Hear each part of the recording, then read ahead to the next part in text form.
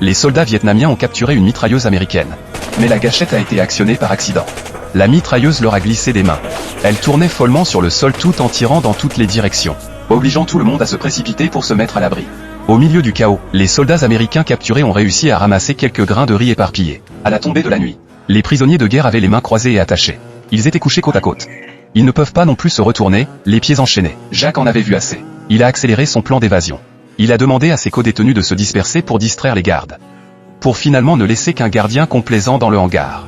Jacques a fait semblant d'emprunter du dentifrice pour se brosser les dents. Avec son autre main, il sortait furtivement un clou. De retour dans sa cellule, il a utilisé une pierre pour affûter le clou, le transformant petit à petit en une aiguille.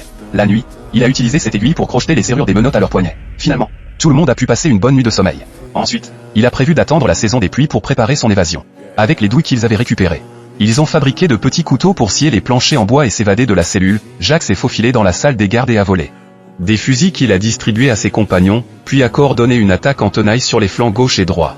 Il a mené l'assaut, tirant avec férocité, prenant les gardes vietnamiens par surprise et les éliminant. Cependant, l'autre groupe de compagnons n'est pas venu par peur. Il a compris qu'il avait été trahi. Avant que les renforts n'arrivent, il a libéré un captif faible pour distraire l'ennemi. Alors que le changement de garde approchait, il n'a pas retrouvé ses chaussures dans le chaos et a dû fuir pieds nus, commençant une lutte infernale pour survivre dans la jungle.